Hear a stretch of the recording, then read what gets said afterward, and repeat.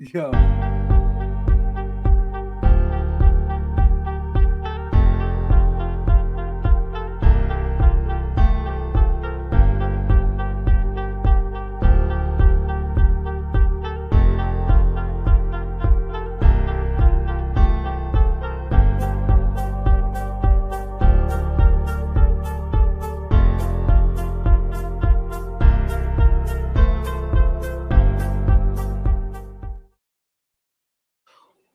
Welcome back. Welcome back. After our little hiatus, we are back for another episode of the Swoop Shoes Podcast, episode number 72.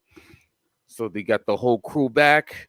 Also, we got a special guest here. So you got myself, EricL, aka, as y'all know, as y'all heard the news, the NBA on NBC is back 2025. We'll discuss that later on in today's episode. Also, we got Armani, aka Team USA. See what they do tomorrow, the second game against South Sudan. We got Josh, aka Capture That Flag, Race for Ace Bailey 2025. You going to the Rucker games. You going to the games out of Piscataway, New Jersey. That's right. I got some Ernest, news for Josh on Cooper Flag. Continue. What you said? What he said? I'll have some news for you about Cooper Flag. Oh, But continue. I am not worried. Oh, wow. We got Ernest, aka The Lake Show. And we got a special guest, Greg Doherty, who just celebrated his 50th birthday this past Saturday. Shout out to Greg. Shout out. Thank you. Appreciate y'all. Lots of praise, y'all. What's good? Shout out to all the Leos out there. Leo gang. We here. That's right. So today's episode, we're going to discuss men's and women's Olympic basketball. So you just had our first couple games this past weekend, started Saturday. Today you had a triple header.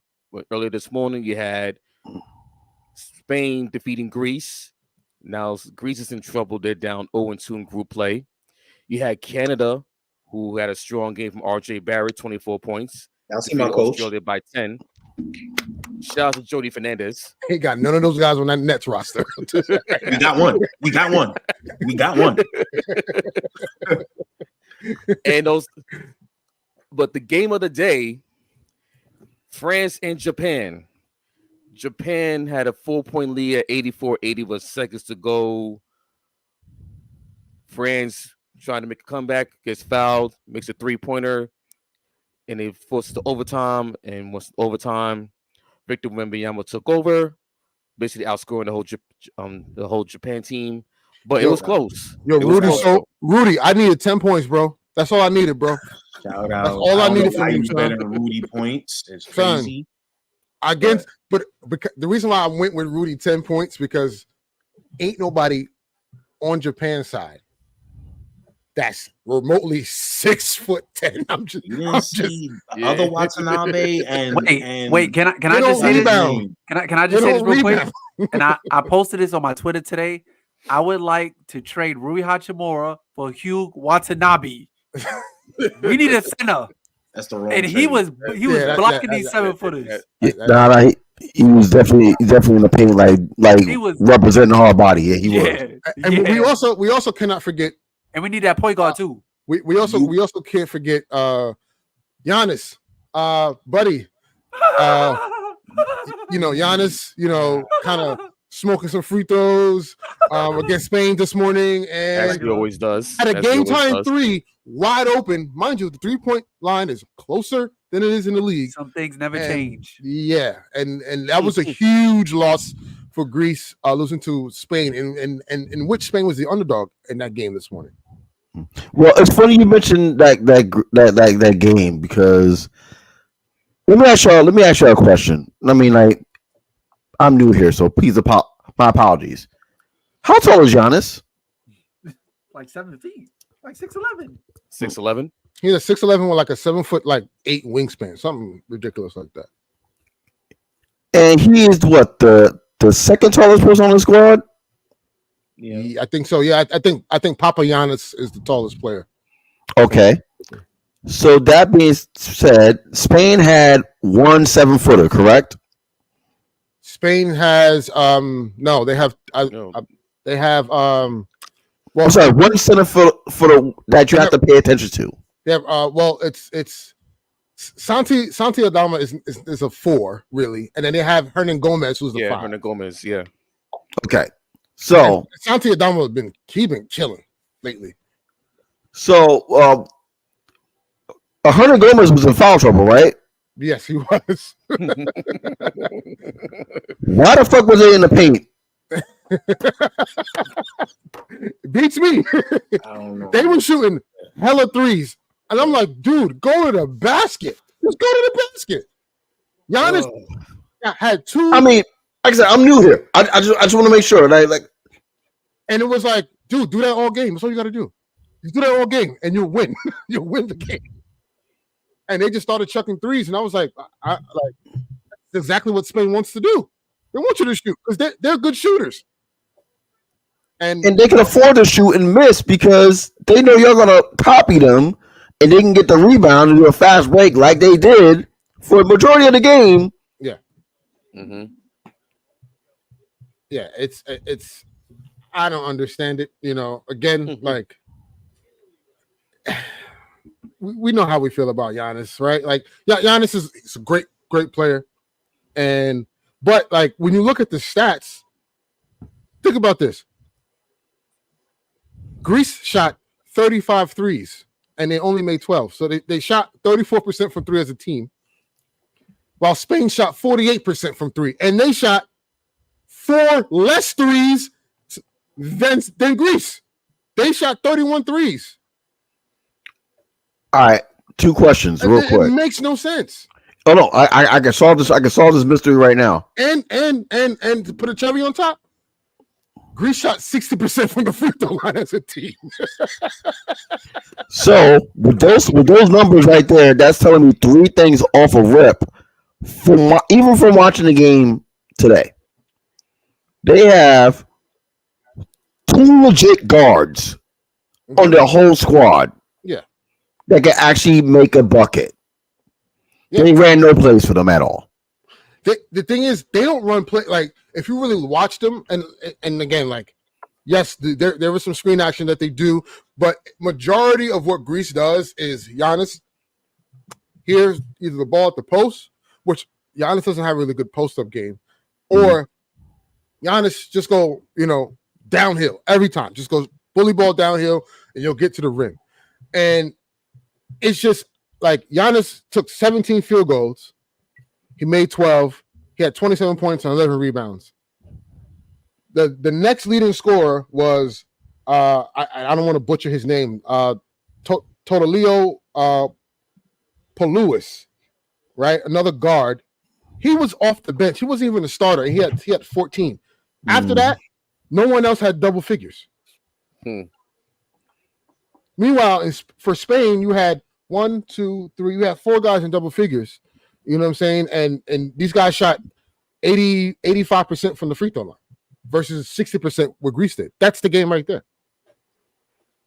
Giving away free throws are free points. They're always been free points. Exactly. So I Giannis played 34 minutes. You know what I'm saying? It's just it's that Greece team is not good. Outside of Giannis. I mean, what y'all expect? What did y'all expect? No, true, but like, I thought it was gonna be like the Giannis is like breakout Olympics. That's what I thought. I thought he was gonna cook. He's not even on the roster though. I know. I'm never sure. He said, "Yo, Giannis said, sit this one out, little bro. Sit this one out, little bro." But it's like what I was watching Jeff Teague's podcast, and he said that Thanasis, Giannis is Thanasis is the reason that Giannis goes. Like, because Giannis can't play a certain way or I don't know. If Thanasis is not on that bench, Giannis is not the same player. Jeff Teague said that. He was like, yo, Thanasis is like the one that makes sure that Giannis has got the energy and he got the focus and he does everything else. That's crazy. Aside from just applying that to his own game, I guess. I don't know. And Thanasis was actually good overseas. What's funny? Pretty much he's saying the Thanasis is Giannis's compound V. That's crazy. You know what? Yo, you gotta chill out, mother's milk. You gotta chill out. Yo, Homeland is a freaky frog. Like, you know what I'm saying? Like, Homelander got a weird case. Why is he still around? Wow. This can't be life, y'all. This can't be life. Pretty much. That's what Jeff Teague was trying to say. Wow. The Nasus is Giannis's compound V. Like, that's really crazy, bro. Yeah. So all in all, I mean, Greece, they probably won't.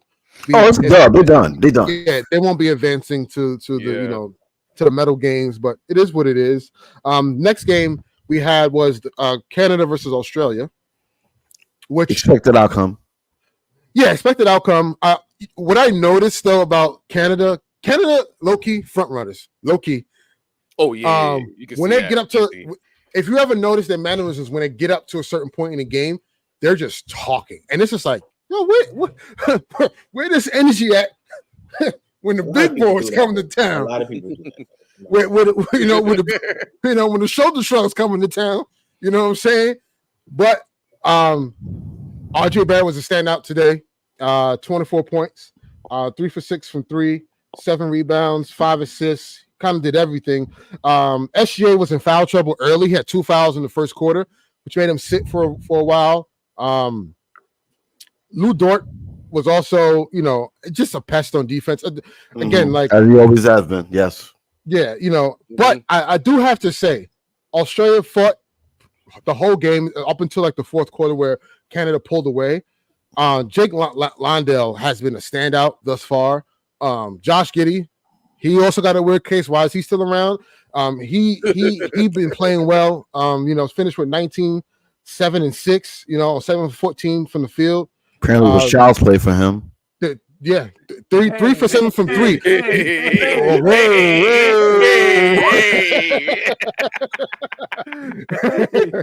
I'll be here all week. Thank you very much. And also, man, Dante Exum, what a revelation! Ever since coming back to Dallas, and then having that season he had last year, and then on this Olympic team, he's been a standout. But it just wasn't enough. Obviously, Canada, I would say, is probably the second most stacked team in the tournament right now, outside of the U.S. So let me ask you, and let me ask the panel, if it's otherwise, but do y'all think Canada is the biggest threat to the USA, or is there another team? Absolutely not. No. Absolutely not. No. Okay. No. They don't have any bigs. That's one. They don't have any bigs. Their center is Dwight Powell. Good luck. And their back is Kelly Olynyk. I mean, the thing that I would give Canada credit for, which 2 things. Number one, the growth of RJ Barrett makes me very happy. He's going to have a big year next year in the league. He might even be up for most improved player. And the reason why I say that is you can see on his face the maturity and the peace that he has not playing in New York. Well, yeah, I think obviously him being back home in Toronto, Canada, that's where he's from. He's comfortable. And then also, obviously, with the Raptors franchise moving in the direction of rebuilding, so to speak, I think the team is going to be built around, Scotty Barnes and RJ Barrett. So, and now and you get throw quickly in there too. So those are the future for those guys. A nasty future. But needless to say, RJ's going to get his future. Yeah, RJ's going to get his numbers off. So, sorry, Eric, we don't have a son and father doing business deals for each other. I know. Not every team has that opportunity. You know what I'm saying? Exactly. I know. Oof, man. Whoa! Where did that come from? What does that have to do with anything, though? No, because you didn't hear what he said. No, I didn't. What did he say? He said they paid a lot for that. I'm like, they have to, man. I mean, a mere bag of shells y'all paid for. I mean, they are paying a lot because obviously I know Scotty Barnes' extension that kicked in, but like he was gonna get that no matter where he went. Honestly, and you had to pay for quickly. You had to. Yeah, you had to. So I get it, but like again, because of the way the CBA is constructed now, these teams are forced to do this. They have to do this. So, yes, it's an expensive rebuild, but you got to do it. Like, I mean, just to like to keep it here for a hot second, and mind you, we're way ahead of it right now. Next year's trade deadline is going to be very interesting, financial wise. Oh yeah. Oh yeah. Very interesting. Because let me tell you why. Can y'all hear me? Yeah. You can hear you. Yeah. So what's very interesting about what's going to happen at the next trade deadline is that you're going to have a lot of sellers. And the reason why I say that is you're going to have teams that realize that, this 2025 draft is loaded. And is it worth me getting into the play-in, right, and lowering my chances of getting a high pick and getting my teeth knocked in the playoffs for a first-round exit or a play-in exit and risk, a potential top 10 pick, right? Or do I just say, all right, by the deadline, we know we need to tank. We know we need to get off these contracts. It just makes sense for us to sell now. So it's going to be interesting because you're going to have teams that are right now are like, nah, we're trying to win. And then like the Hawks, i.e., and then at the deadline, they're going to probably realize, and I'm not saying that the Hawks will be terrible, but they have a good enough team to where they're going to be in the middle of the pack where you're paying, you're damn near a second April team, but also at the same time, you're not really winning anything. So you just got a first round, you just got a first pick in Ricochet. So like, if that's not going to work and you're paying luxury tax, at some point you have to cut your losses and say, I would much rather have my chances in the 2025 draft that's loaded than getting to the play-in or playoffs and getting knocked out in the first round and get swept. And now I don't have a good pick. Here's the problem with the Hawks with that thing. East teams that's in the middle, they can't do that because the bottom of the East it's so bad. It's so bad, bro. It makes no sense to do that at all. Yeah. No, you're right. It's just it's a weird conundrum. In the West, you can do it. The West is possible, and even that to an extent, because you like the worst West teams you're gonna have is probably what Portland and Utah. Portland, Utah. The Lakers, because we suck. That's really it. That's fair. Yeah. Houston's trying to win. Memphis is definitely trying to win now. No, I'm gonna say right now, Houston is going to be a problem next year. I like the moves they made on the low. They made some really sneaky good moves. Yeah. No, I agree. Also, the Spurs, they're going to try to win. Yeah, the Spurs. Listen, let me tell you something about the Spurs. There's Wemby ain't trying to go through a rebuilding. I'm telling you, nope. Wemby's trying to win, and he wants to win now, and he wants to win as much as he can, fast. He told y'all last year, like, "Yo, I want to win." San Antonio got to get with the program very quickly.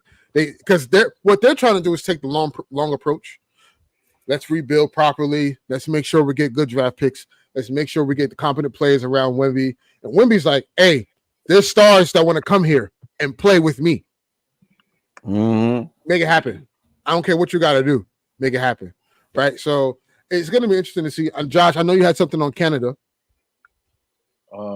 No, I was just saying what Armani's question. I think they are the biggest threat because it's, noticing with France and how they've been playing the last couple of games, they don't have any good guard play.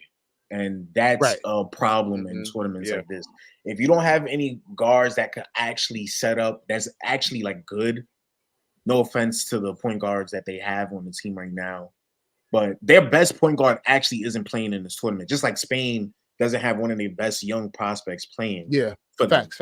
Yeah. So I think that's a problem, and you saw it against Japan. Japan actually had very good guard play today, and they almost beat them. Yeah.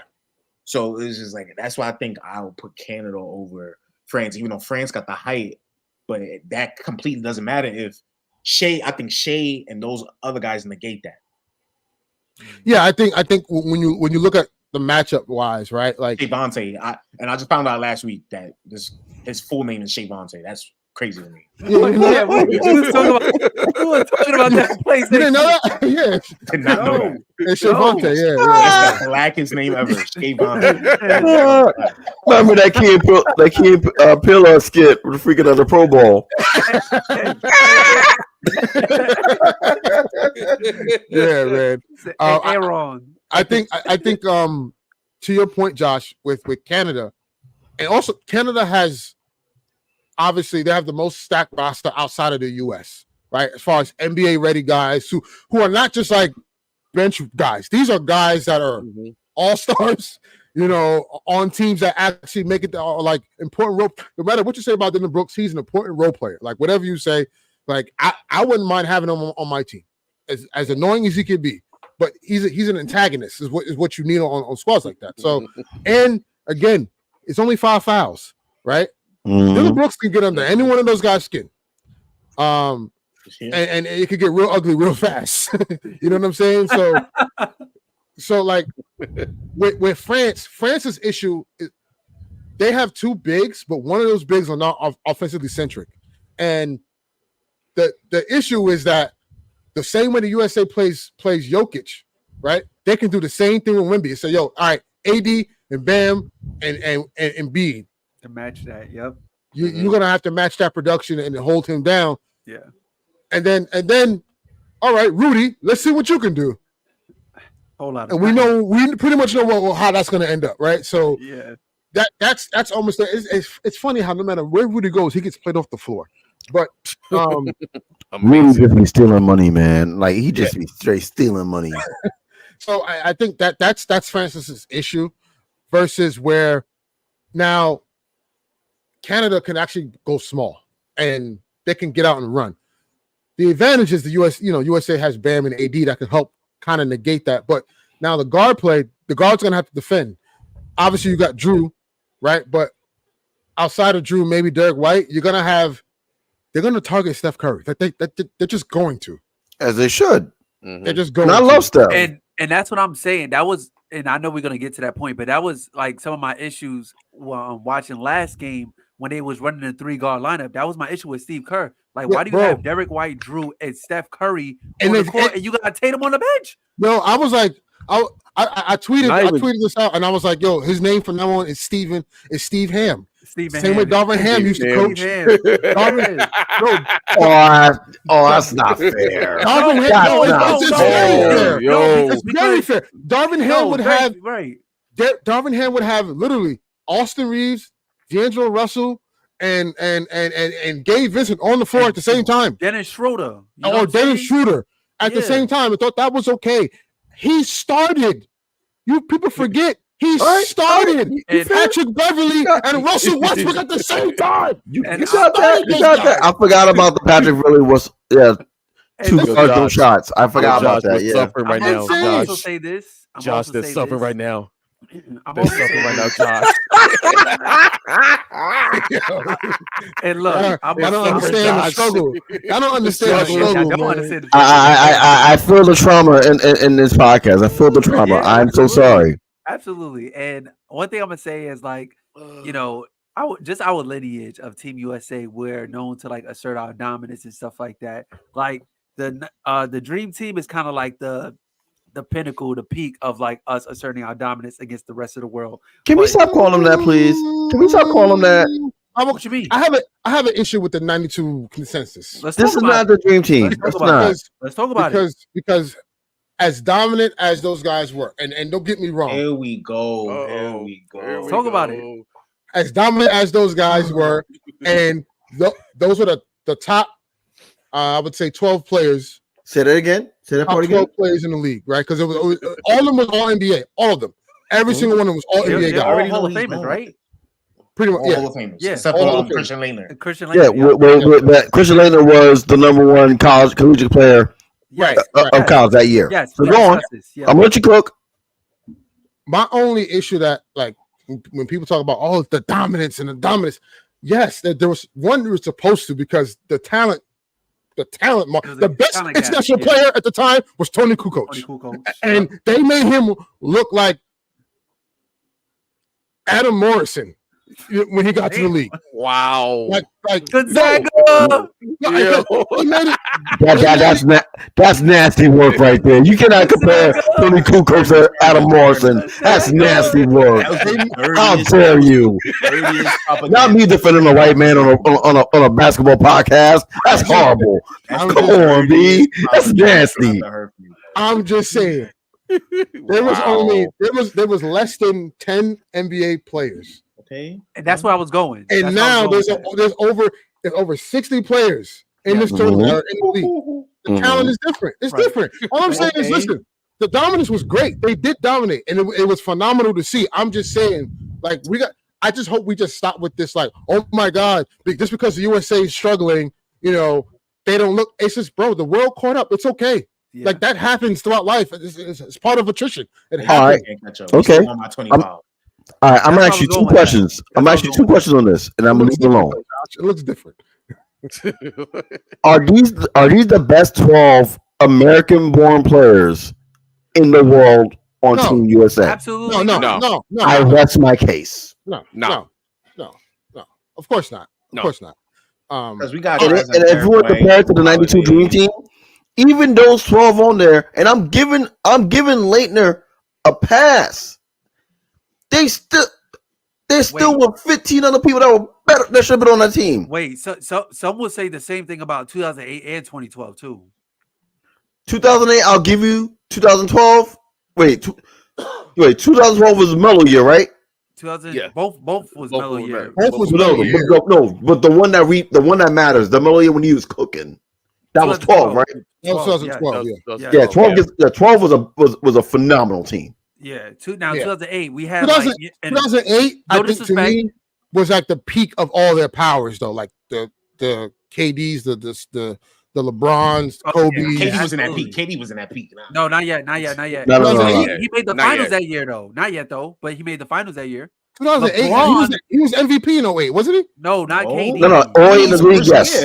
Not KD. In the league, yes, he was MVP. Yes. Oh yeah. 2012. LeBron was like undisputed that year. LeBron won, obviously. Right. Yeah. That's right. LeBron, Dan Williams, and all. Yeah, but like Melo was out of world. Like he was godly. Right. Yeah. Right. And he was coming off the bench. Matter of fact, that was Melo and Kobe's like peak, because Kobe 08, that was like Kobe was averaging like 40 a night. He just came off a finals loss. Yeah. Right. Yeah. And with 2008, we had Michael Redd and Tayshaun Prince on that team. No disrespect to those guys. Mm-hmm. Chris Bosh wasn't Chris Bosh yet, and Dwight wasn't Dwight yet. Yeah, that's not a yet. fact. Yeah. Don't get me started on Dwight. Overrated. So. Whoa. Huh? Wait, what? Overrated. That's conversation. Hold on. That's wild. That's wild. Dwight Howard overrated. Overrated. I'm interested to hear, but I mean, a little of his truth, but he's overrated. Listen, man. I don't know. I want to get away from this topic because I think Ernest is gonna put this as an asterisk next to Jordan's goatness. So let's. No. Absolutely. That's not. I can't blame that on Jordan. That's not his fault that the rest of the world was ass. That's not his fault. Like he did what he was supposed to do. Jordan was so dominant. He made people from Serbia like, yo, hold on. This might be a fun sport. Let's ditch snowboarding. We're not wrestling with Huskies no more. But you know what was crazy? What's crazy was the players themselves were fanning over these guys. Like, asking for autographs before the game, pictures before the game. And like, I remember Charles Barkley, like, yo, like, remember when he bullied that dude in Nigeria? Was it Nigeria? No, it's Angola. Angola. He bullied him. Yeah. And it was just like, Charles Barkley said, like, these dudes don't realize we about to murder these guys. But like, it's just one of those things. I understand it, but look, the world, the talent is catching up. Right. I don't know, Sean Don. I don't know about that. I don't know about that. I'm gonna still go with 92 over 08. I'm gonna still go with that with the Dream Team with the Redeem Team. The Redeem Team was damn good though. No, it was. No question. No question. I would argue the 2012 team was better equipped to beat the Dream Team than the 08 team was. Yes. Better equipped, but they wouldn't have won. But they wasn't winning. Yeah. That's peak AD, peak LeBron, peak Kobe. Like that's Kobe right before the cliff. You know what I'm saying? Like peak Dwight, peak Melo. Like it's just that 2012 team was crazy. No, the 2012 team. D-Wade.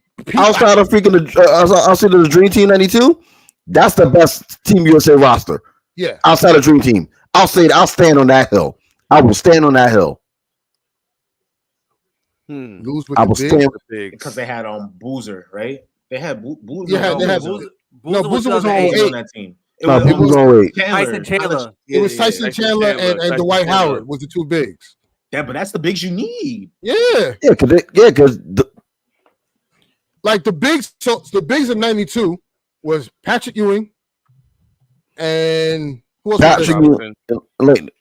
Yeah, those were the two centers. So yeah. I get it. Dwight wasn't on 2012. It was Blake Griffin. Oh no, yeah. Okay. Like that. 2012 would have lost to the Dream Team, no question. It was Blake Griffin and Kevin Love. Kevin Love. Yeah, that's okay. Sean, you got a point. You got a point there, Sean. We stand corrected. Yes. I mean, so obviously right now the men's Olympic team tomorrow they face off against Sudan. They match. Joe's about to cook. Listen, shout out to Sudan because they played. And they had AD. Yeah, that's right. They had rookie AD. That's right. Yeah. Shout out to Sudan. Sudan's been playing well. Shout out to Luol Deng.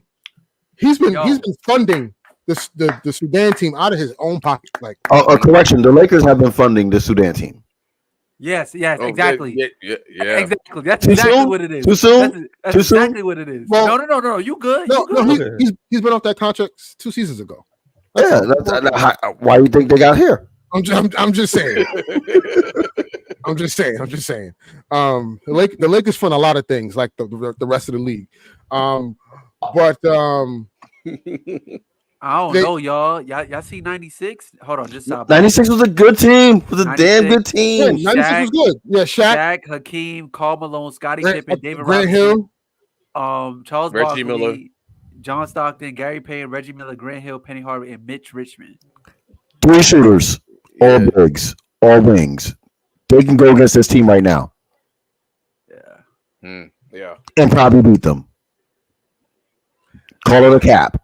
That 96 team could probably beat this team right now. I don't know about the 96. That team? Look, read that roster again. All right. So it is for 96 Dream Team, we had Shaq, Hakeem, Karl Malone, Scottie Pippen, David Robinson, Charles Barkley, John Stockton, Gary Payton, Reggie Miller, Grant Hill, Penny Hardaway, and Mitch Richmond. How is that not the exact same thing that's going on right now? Their biggest advantage is Shaq, because that 96 Shaq was. Yeah, he was. God, he out of this world. Like, you think Joel Embiid plays bad now? If he had to guard Shaq, it looks. And you have a healthy Grant Hill. No, that's it. Grant Hill is not seeing KD or LeBron. Yeah, I'm sorry. Yeah, Grant Hill. Grant Hill's not seeing KD or LeBron. Hey. You trying to tell me right now? Grant would have banged it on freaking AD? Hell no. Grant was banging on AD. No. This AD now is different, son. Different. Different as if he's actually playing. Different. Come on. Let's not do this. Let's not do this. Come on, man. Because there are guys who get injured way more than AD that don't get the smoke that AD gets. Why are we I'm literally making I'm literally saying Grant Hill and AD, 2 of the most injured people of all time. Facts, Josh. But Grant Hill's not even better than AD's a better player, bro. Like, what are we doing? I'm just saying. Come on, what are we doing here, bro? The only advantage they had was Shaq. Literally, the only advantage they had. That's it. Everything else is this team. Everything. Like, no one on that team shooting like Steph. No, he's the only one that can shoot on the team. Who? He's the only guy that can shoot on the team. Don't do that, Derek White. Wait, you said Steph is the only person that can shoot on his team? Only guard. Only guard. Don't do that, Derek Only White. guard. 40% this year, man. Come on, man. Hey, if I was sitting in the corner making the millions, I'll make a shot too. Shit. Hey, I'm just saying, like, to me, the only advantage is, I mean, you have Shaq, and let me not disrespect Kareem. I mean, not Kareem, Hakeem. Let me not disrespect Hakeem, because that was Hakeem at his peak as well. Yeah, he just got off the chip. But that's cool. But if y'all believe in Anthony Davis, like y'all say y'all do, come on, mano y mano, he should be there with them, right? No, yeah. He should be there. I'm just saying. I'm talking. I want to make sure. Wait, I'm sorry. I want to make sure I heard this correctly. Are you saying that AD should be with? No, I'm not saying that. Okay. Oh, I'm about to say. I'm saying as Laker fans, because they be talking up AD. I was like, they should believe AD can match up with them, right? Match up with who? Nobody's matching up with Shaq, bro. Like, stop. No, I'm talking about like Hakeem and them, man. You should believe that, right? What kind of map are they smoking to think that? What? Top 75, man. No. Y'all believe in You acting like we made the list. You acting like we made the list. We didn't make the list. Listen, yo, that list was egregious for him being on there. Talk about this, right? We had our doubts. We listen. We said Dwight should have made the list. The White should have made the list. The White should have made the list. I plead the fifth. The White should have made the list over AD or over Dame. Simple as He that. just should have made it. Sorry.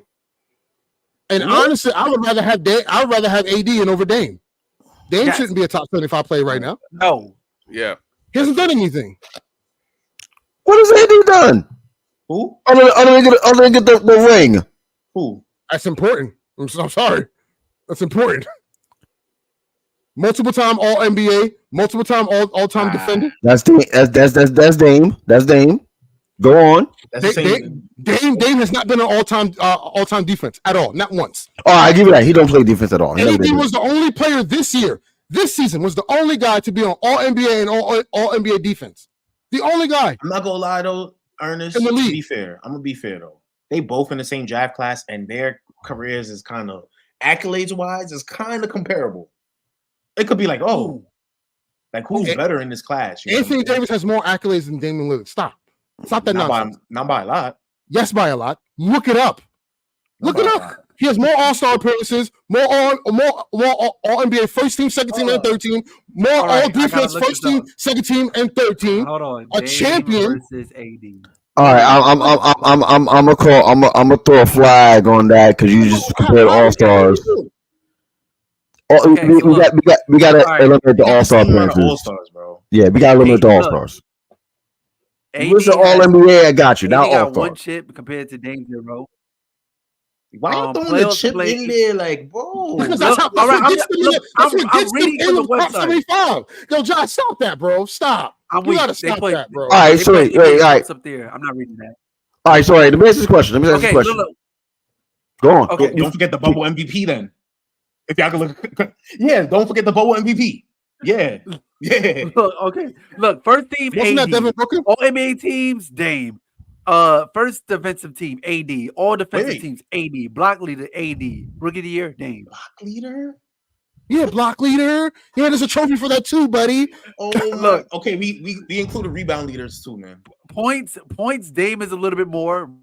Rebounds, obviously AD. Assists, Dame. Steals, AD. Blocks, AD. Total points is Dame. Total rebounds, AD. Total assists, Dame. Steals, AD. Blocks, AD. Comparable, games, Dame. That's kind of like down the middle right now. It's down the middle right now. It's down the middle. You just come on. It's down the middle. Points per game, like the best season. Dame. I look at rebounds, AD. If you look at the eye test, AD has more impact on the game than Damian Lillard. But he doesn't play. They both don't play.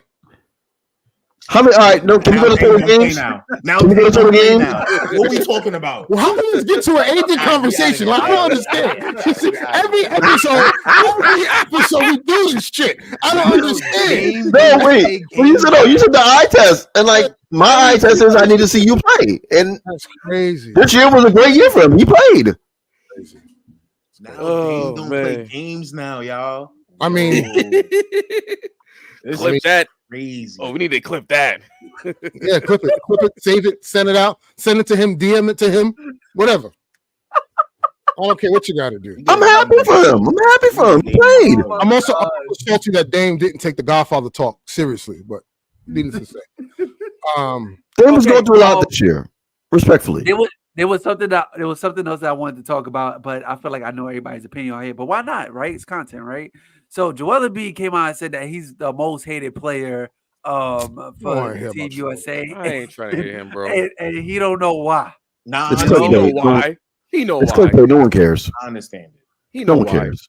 He know why. Bro, I don't know why France. First of all, can we talk about why is France booing him? He never grew up in France. Like, bro, he never lived there. Why are you booing him? Yeah, what is that about? Because the board is France. So the French government was going to expedite his his visa and everything and his residency, and supposedly he was basically using that as leverage to make sure the USA gives him a spot. I'm like, you didn't have to do that anyway. USA was going to give you the spot regardless. But he was really muddling over either playing for Cameroon or playing for USA, and France kind of felt a way about it. It's like, so like y'all were gonna like.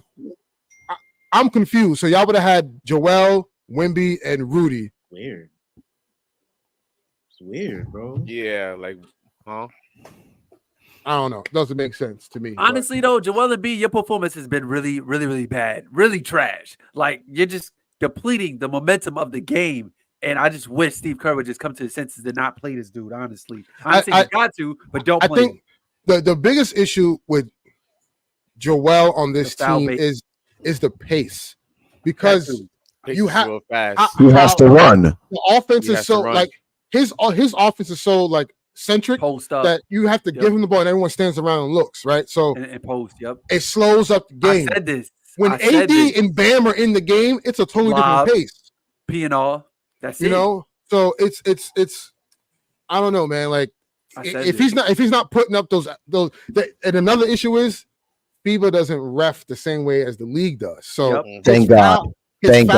His foul baiting is not working. Nope. And it's causing turnovers. Yep. He's not getting in the right spots because now he knows the tricks that he uses are not going to get called. So it's just he looks out of place. I don't know. I don't understand why Steve Kerr is so adamant about him starting, but very fluid with everyone else. Obviously, aside from Steph and LeBron, but like the starting five should be Anthony Davis, LeBron James, Kevin Durant, Drew Holiday, Steph Curry. That should be the five. Take me there, five. Or Anthony Edwards if you want to take out Drew, whatever. But like, see, I would do personally. I actually start Bam over AD. And the reason why I say that, when Bam gets in the game, it's a rucker floor offense when they get in there because it's straight running and like he already knows I'm at the basket no matter what. AD's in the game, he'll get to the basket eventually, but there's a lot of pick and pop, a lot of screen and pulls and stuff. Yeah, I think the reason why I went with AD more so because defensively he's just been better than everybody on the team. So at the very least, he's gonna provide that rim protection that you actually need. I don't know these advanced stats, man. I don't know. Wait, is this Heat fan Sean? I think so. Oh my God! I'm not answering that question. Yeah, of course. Salute to you. He's a Heat fan. Of course, he's gonna say "damn." But no, but like my starting five. I see your point though. I'm just saying. The reason I went with AD is because just from a defensive standpoint, like. You have a guy that's going to protect the rim at all times. He's been a terror on the defensive end, this Olympics. Literally the best play. If outside of LeBron and now you throw in KD, AD's probably been the best player on this team. Yes. So don't worry, Captain America is back now after yesterday. Well, yeah, I mean, yes. Kevin Durant came in and was just like, yeah, this is mine. This is mine. And he's the Olympic GOAT, bro. I said this in the chat. Like he's reaching Melo. He's reaching Melo status. He's not there yet. Reaching. He surpassed Melo last Olympics when he won with that team. Yeah. Because honestly, though, I really I can't remember who was on that 20. That Zach team was Levine. A blur. It was Zach Levine, Chris Middleton, Drew Holiday, Tatum was on that team. Such a blur. Devin Booker was on that team because of COVID. Yeah. Bam. Yeah, that team was a Dame blood, was on the man. team, then left because And he had a bad performance because of the core injuries. JaVale McGee pulled up too. Yeah. JaVale McGee, the god. That was just badly constructed. They had Keldon Johnson playing major. Yeah. And that's because Popovich was the head coach. Popovich was the coach, and he was giving Keldon Johnson wild burn. I'm like, dude. Over Jeremy Grant. I'm like, what is happening? Yeah. But I do like that. Oh my God. Can we put a couple of shots up for Cover Johnson, the Olympic team? Like that's real shit. That's real shit right there. Like, I mean, listen. It's just. I think Joe Harris is on that team too. Nah, chill. Don't do that. Nah, don't do that. Don't do that. Come on, son, don't do that. Stop. No. You almost had me for. I'm like, hold on. What was he? Hold on. Now you got me fact checking it right now, bro. Yo, my man said Joe Harris. You got me fact checking this right now. Man got Joe Harris as DEI hire. That's crazy.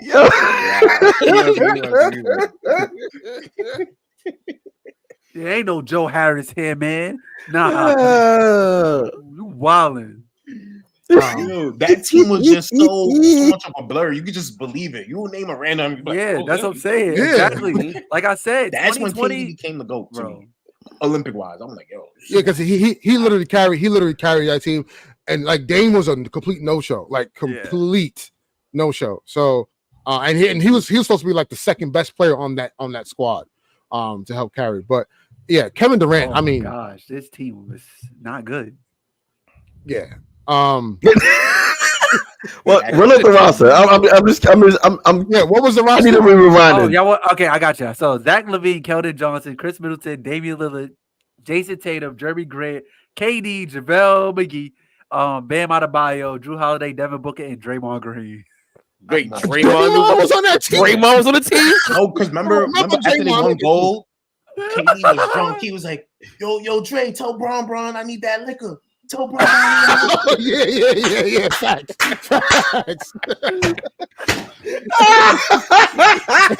Yeah, I don't even remember Draymond being on that squad. Draymond either, bro. I don't. He must have did no antics whatsoever. He was on his best behavior. I don't remember Draymond either, bro. I'm over here looking at a picture of Draymond in a Team USA jersey, and I'm so confused right now. We sent our C squad out there with Captain America, and we but also remember it was COVID too. Like they ended up playing the Olympics like 2021. But every other team had their A squad. They had nothing. Remember, we trash, me. We saw a C squad out there. America really sent the Thunderbolts and said, "Y'all not getting it." Thunderbolts and KD. Nah. That's crazy. We really sent out. I am Alexi. Nah, bro. We sent out the Dinobots. Nah, they really sent the Thunderbolts. Was like, nah, they got it. Like, no, Wow. The GoBots do an aerial bot job. That's real, man. Damn. Crazy. But yeah, that's crazy. But obviously, Team USA obviously has a game tomorrow. I'm sure they'll win. Sudan is. It's before I get to the women's side of things, I want to touch on the Jason Tatum issue. Steve Kerr came out, obviously, when they played Serbia, he didn't get any minutes whatsoever. He was a DNP coach's decision. He said that he talked to Tatum before the game and let him know the reasoning behind why he wasn't going to play. And the reasoning didn't make sense. And his reasoning was because of the matchups in Serbia with their good guard play, he wanted to give more minutes to Derek White because, I guess to match with the guards. My only issue with that is why is it that it's looked at as Derek White is needed for this particular, role, but Jason Tatum can't do the same thing? They love him so much, bro. I don't get it, bro. I don't get it, bro. Like he's featured in everything. It's because he's the perfect role player. I get it. Like he is the. No, yeah.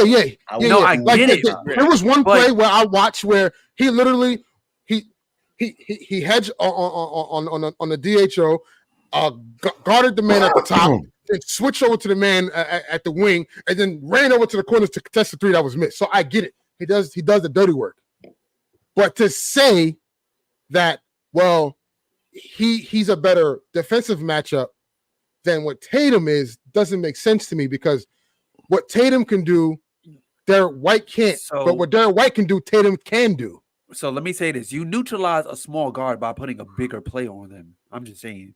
Yeah, simple. Yeah, right. Exactly. And you can switch everything. Right. That's the point. That's what I'm trying to get out here. You know. Yeah, I don't understand it. It was light skin hate crime. That's what it was. Nah, you know what was funny though? The memes they was cooking Tatum. They say, "Yo, make sure you clean up all the trash before we leave." No, I had tweeted at her. I said, "Yo." I said, make sure Braun got his towel ready. When you get back to the bed. Nah, I don't know who did the tweet. So, I don't know who did the meme. His water. To the person that did the meme with the background of "This used to be my playground" with Tatum in his jersey. That's chef's kiss. Yeah. That is chef's kiss. Whoever did that, well done. Yeah, for sure. It was cooking him. I don't understand why that, and I get it. Like, you can't play everybody, but damn, what makes it worse? But yes, and what makes it worse? Y'all were up by 26. Yeah. There's no excuse. No excuse that he can't get the game. It's the Olympics. No excuse. What you said, Josh? Like Tatum, that's even. Oh yeah. You put him in garbage minutes. Is like, yo, yeah. That's a bad. I get it, but what I'm saying is, you do that to Tyrese Halliburton. But what I'm saying is that Steve Kerr was acting like, oh my God, Serbia was such a crazy matchup that like Derek White was like the savior. Yeah, it was Kevin Durant that was because we were down 6 points when he came in and went 100% from the field. KD, oh my. Now, I'm glad you brought that up. So Halliburton got more burned than Tatum. Can we talk about that? Ooh. I think is this a safe space? We're making something. Is this a safe space? Can we talk about that? We're making something. I mean, I'm not gonna put too much into it. Obviously, Tatum is going to play tomorrow. He is. Steve Kerr's getting too much heat. He's going to play tomorrow. Well needed tomorrow. You cannot play those little guards tomorrow. Like you need those wings. Like honestly, he better not even think about putting that 3-guard lineup on the floor tomorrow. No, Tatum needs to be in the starting lineup tomorrow. He needs to be in the starting lineup.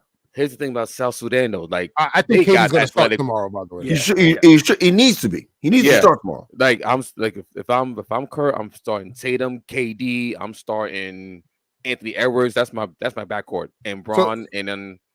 So you're going Embiid, KD. Well, Embiid, LeBron, KD, Tatum. Wait, Embiid, LeBron, KD, Tatum, and Steph. Like, no. Steph's out. No, I'm not putting Steph in the starting lineup. Oh, you're not even starting Steph. Oh, no. You wilding out. You wilding out.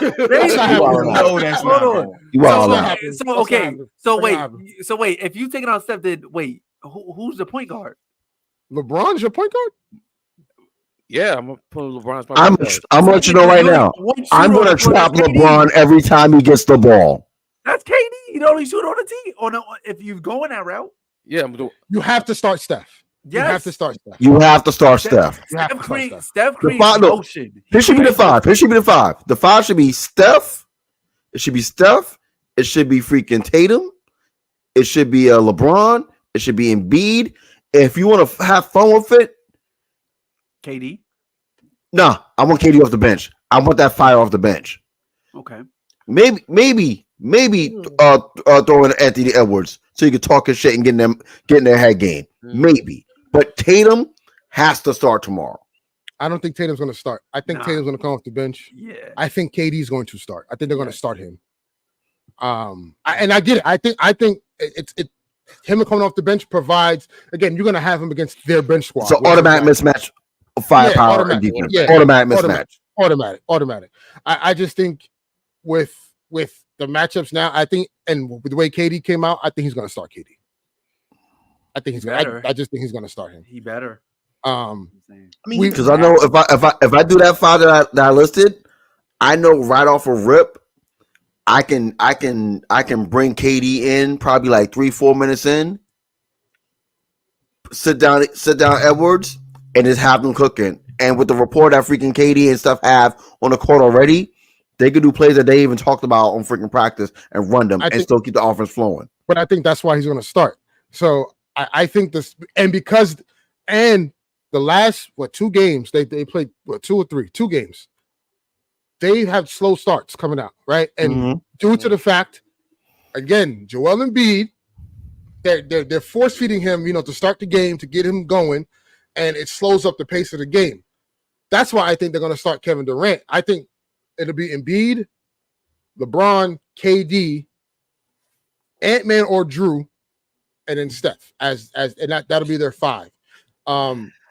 Because you want to get out to a hot start. If you have KD and Steph in the game at the same time with LeBron facilitating, and then if you have Anthony Edwards there, it gets spooky real fast for Sudan. So, I just think that may be the mindset, and then you'll have Tatum and Booker kind of leading the second unit with Bam and AD.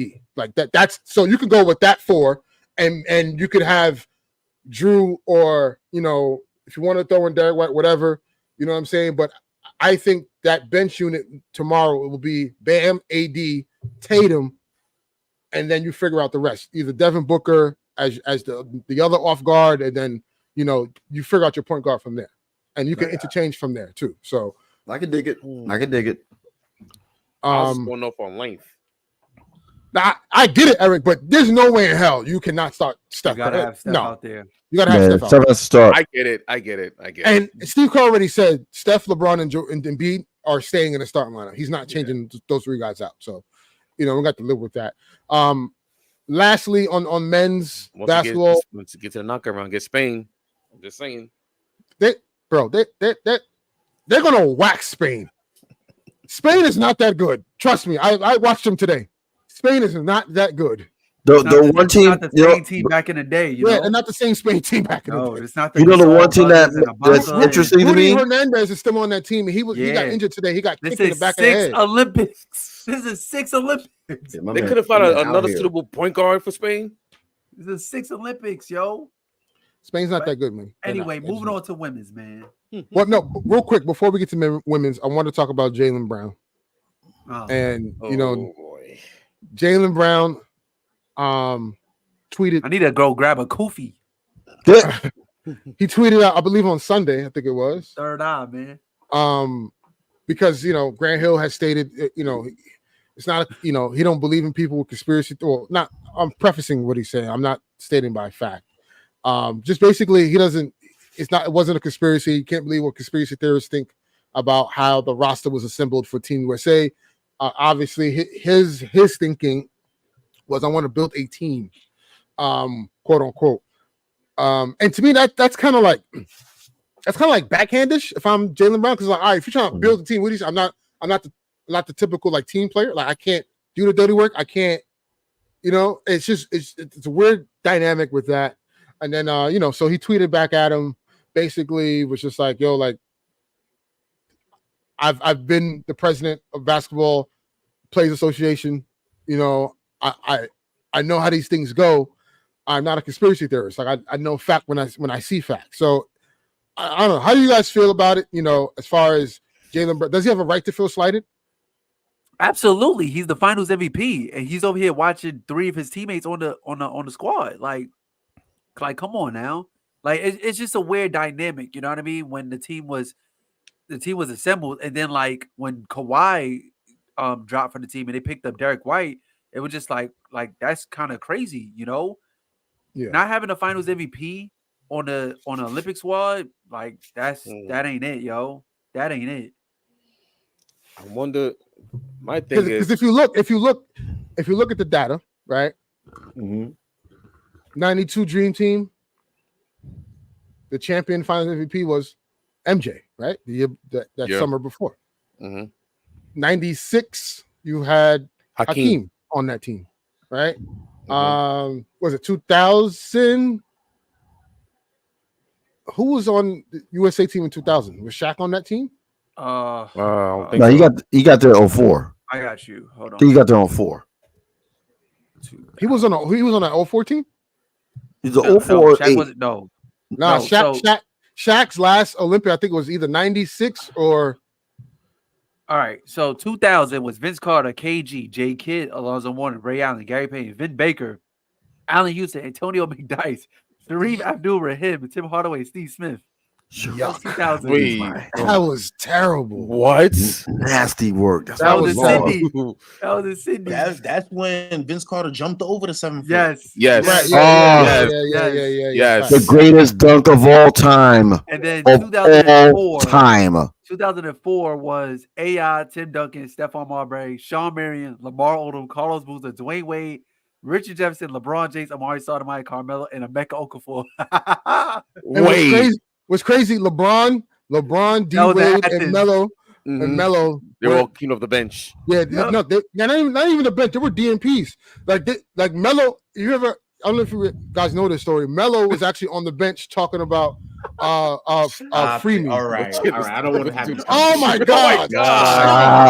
I was rocking with you, Sean Don, until you said that, man. Nah. Yo, I don't want to have this convo no more. We gotta start with the Jimmy Butler stuff, man. It's over. Listen, I love Jimmy bro. Butler's game, but I'm about to call you. he didn't get snubbed. I ain't trying to hear no fake Jimmy He Butler. didn't get snubbed. I ain't worried about no Jimmy. And I appreciate Jimmy Butler. Yeah, no. Listen. Paolo would have been in line over Jimmy, bro, by far. Exactly. Exactly. By far. Wait, Paolo can get on the team? Huh? What you mean? Wait, Paolo Banchel's eligible for the USA team? He played in FIBA. He played in FIBA last summer. That's the snub. That's the snub right there. So we talked about this. We talked about this in our last episode, and we said it's after Kawhi was replaced. It should have been either Jaylen Brown or Paolo Banchero. Those are the two you should. I would have picked up freaking Banchero. Yeah, exactly. That's no disrespect to Jaylen Brown. No. You'd have been fine either way. I'm just saying, I didn't know. I thought he was eligible for another country. Because remember, Italy tried to get him, and he was like, "No." Yeah, Italy tried to get him. I thought he was going to go for Italy. Yeah, I grew up in Seattle, guys. Sorry. That's a fact. We're gonna ignore Sean's ridiculous comment. Whatever. The Miami Heat got a lot more problems than the Lakers do right now, so relax. Why you blacking? Yeah, they're a perennial playing team, bro. I didn't even hear what Ernest said, but I had to call Sean real quick. Nah, because it's like Sean got to chill. Like Miami, y'all in the depths, man. Y'all ain't got no future right now. Y'all. They're not dead. They did a great job of freaking They're not dead. They're dead bird tall grass. You just can't see it right now. That's all it is. They're perennial. You just call them a flamingo? Pretty much. That's what they kind of like that out there. Yeah, they're a perennial playing team at best. I ain't worried. At best. Eric I ain't worried. Crazy, yo. Eric could talk like that though. It's the Knicks. He could talk like that. Y'all only got mid-kill bridges. Yeah, you got the Billy Four. Like you got KD, bro. Billy Four, and you got Josh, OG. Brooklyn didn't appreciate Mikal Bridges. Why would we appreciate somebody who doesn't defend the team? Go. What are you talking about? Here we go. What do you mean? All right, hold on. I like. What do you? Because he even said this. Good. He said this. Good. He said this on Paul George's podcast. Oh, the same podcast that Paul George, who stated, "I'm a Clipper fan," and then turns back around and says, "Oh yeah, we're like second fiddle." Shut up! He did say that. They are second fiddle. They all know that. All right, I'm sorry. Maybe and then turn around and be like, "Oh, how much?" But what I'm saying is, Mikal Bridges said he was like, "Yo, I always wanted to be a Net. I didn't ask for the trade." And he's like, and it's weird. He said it. It's weird that the Net fans think that I wanted to be a Knick. And he's like, no, he did. Stop it! I'm not hearing that. All right. Let's give some depth to this whole thing. First and foremost, Mikal Bridges wanted to be a Sixer all his life, and then the Sixers traded him on draft day. Let's not forget that. Yeah, because his mom's worked for the front office. Yeah, which was like so wrong, but I get it. You know, it's the Sixers.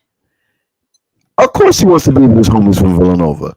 I mean, listen, the Nova Knicks is going to be a thing. Y'all better win. I said, listen, I have to win though. I do have to win. No.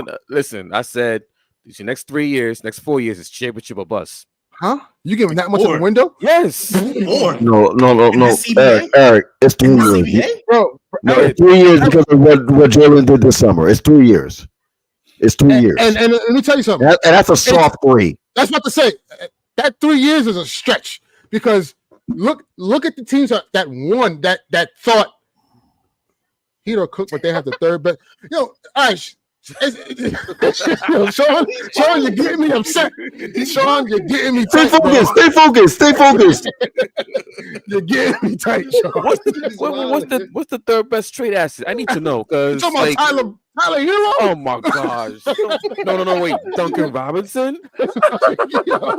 Wait, Terry Rozier. That is delusional at its best. Laker fans are delusional, but damn, Heat fans. Stop. Oh, Jesus. I mean, that is very valuable. You stop that, Sean. Okay. Third best though. Third best. He's valuable. Third best is crazy. Third best? I don't know. I mean, no cap. Jaime could be an all-star next year on the low. If the way he's going. Stop this, man. No. Hear me out. The way that his game has, I've watched him all through college. The way that his game has adapted quickly in the league, he could be an all-star in a year or two. Not over who in the East? Over who? He's a guard. Yeah, he is. Look at all the guards in the East. Okay, outside of the I-95 guards, Maxi's gonna be an all-star. Mm-hmm. Jalen's gonna be an all-star. Mm-hmm. Both Jalen's. Okay. Jalen Brown. Okay. Jalen Brown, Brunson. That's it. He can sneak in there. You didn't even mention Dame. You didn't mention Trae Young. I didn't mention them. You know why? Because Trae won't be in the East this year. Where Trae going? He ain't gonna be in Atlanta. He's not gonna be in the West. Well, he's not gonna be in the West. What team training for him? Ain't no team training for him. He's there. He's staying there. He's gonna put up 27, 8, and he's still not gonna make 4. it. He's still not. But ain't no way Jaime Jaquez is getting that conversation. I'm sorry. Ain't no way in hell. 2-year window. Just 2-year window. I said what I said. Donovan, you still got Donovan Mitchell. I said 2 years. I said 2 years. Yeah. No, man. If he go to I like his game. Yeah. I like his game a lot. But before the Miami Heat fanatic distracted me with that nonsense. Nah, he's funny. He's funny, man. Yeah, he is funny. It's funny, but it's ridiculous though. No, that Jimmy Butler comment got me crying right now. No, Sean. Jimmy Butler. Yeah, all caps. Yeah, this is. Hey, Sean, stay off the Perico, my man. I know it's not slept on down there in Miami. I know it's pure in Miami, my brother. Oh, you know what I'm saying? I know it's pure. I know the MMG guys. I know they got you down there. But no, we're not doing about Jimmy Butler. Jimmy, come on, bro. Oh my gosh! But Eric, when you say 4 years is crazy, and the reason why I say it's crazy in this CBA, look at the past teams that won the championship that everyone thought it was going to be a dynasty, i.e., the Nuggets. People thought, oh my God, Jokic and this and that, and the minute shit started getting expensive, they said, hold on, wait a minute. KCP, goodbye. Bruce Brown, goodbye. Jeff Green, goodbye. You know what? Peyton Watson and Christian Braun, you're getting paid less than $10 million. Bet you're going to be the guy that's going to fill it in. Nah, it doesn't work that way. It just doesn't. Look at the Bucks. Everyone thought, Giannis finally got it. He finally got over the hump. And we asterisk, that's an asterisk for sure. Giannis got over the hump. He's going to come back and win it again. Didn't happen. So, this notion of the window, the last time we had a repeat champion was in 2015, 16, right? Yeah, those 2 years? The Warriors, yeah. The Warriors. it's not gonna happen again like that. I'm not. I wasn't saying. I wasn't talking about a repeat champion. I'm talking about just give me one title in that 3-4 year span, and that's it. But I think what Ernest is saying is trying to keep the people together. That's the issue right there. If at some point it's harder to do that now. It's at some point, yes, these guys are taking pay cuts, and you know that should be invested. I still have a Randall question. Rather, I like to believe it. Yeah, Randall with his extension. Right. That's the thing. This Saturday, he's eligible for sign next season. Eligible for this. He still might get moved. Like not this season. I think. But the following season. Yeah. Well, that's why I brought the trade deadline before. Like, it's going to be very interesting with some teams with this money. Yeah, for sure. I just think it's hard to have a 4-year window plan. You don't know what happens year in and year out. Like shit just happens, bro. Like people get hurt, or another team emerges, or trade happens, or you become the East Coast Clippers. Or you become the East Coast Clippers. Yeah, they had a 3-4 year window plan. Look what happened. It amounted to nothing. 5 years with those two guys and one conference finals appearance. That's it. You have to show for that. After all the money you spent trying to be better than the Lakers, because that's all they tried to do. So it's just yeah. Josh, I had to throw that in there. You know that. You slid that in there, right? Because you know how I feel about it. It's just like, like the Clippers literally did everything in their power to try to do everything better than the Lakers, and they wound up failing. It was a complete failure, that whole experiment. But I'm just saying, like, this notion of we have a window. No, the Knicks, y'all need to jump through the window now. Like now. You don't know what the following years are going to look like. You know what I'm saying? So you don't know what players going to take that superstar leap and put their team on top. Right. You don't know what team's going to be trading. You don't know how things shape out. So it's just like y'all may think y'all have a good now until something happens. You're like, oh damn, like this was our window, and now it's not. So I'm just saying, like, the Knicks they got to win now. Like, they have to come to the season this year, championship or bust. That's it. You have to have that mentality. Listen, I'm fine with it. Ain't no, well, we cool with being a playoff contender, getting to the semifinals or conference finals, and that's that. No, it's finals or bust. Listen, I was done with that since this past May. I said, nope, no more second round, except in the second round exits. Nope. It's starting 2025 is get to the finals and win it. All right, we'll see. Listen, I would love for Knicks fans to like have a parade and be joyous and everything. Like my pops is a Knicks fan. He's actually seen y'all win twice. Like, I want that for y'all. Do I see it happening? That's neither here or there. But I want that for y'all. But if it does happen, y'all need to chill the fuck out. You sure about that? Because after 50 years of... No, it's going to be pandemonium for a whole year. But get it all out. But after that, just chill. We're going to chill. We're going to be like, No, I'm going to tell you like... Because y'all were out of pocket from like opening night. If the Knicks win the championship, New York City getting shut down. Let's just call it what it is, man. Yeah, it is. The mayor, the governor ain't going to be able to do nothing about it. He can't do nothing about the city right now, so I don't. That's a fact, bro. That's a fact. That is a fact, man. That's a fact, man. Woo. Adams is, I don't know what you know. Adams is the. How can I be nice about this? He wants to be Ghost from Power, but he's not. I was going to compare him to an NBA coach, but I'm not going to do it. I'm not going to do it.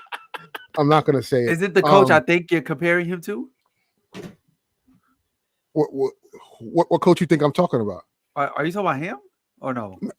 Wow. No. Y'all really flaming him like that. God damn. No. Wasn't his fault. Bro, just say it, man. Just say ham talk. Listeria going around. Nah, just say it. Who is it? He the Byron Scott, man, of mayors, bro. Oh my God. Wow. Yo. Wow. Yo. right, Byron Scott catching strays in July. I didn't see that one. I didn't expect that one. So I got a story about. Come on, man. From the year 2014 to 2016, Byron Scott was 38 and 126. I don't want to hear nothing, bro.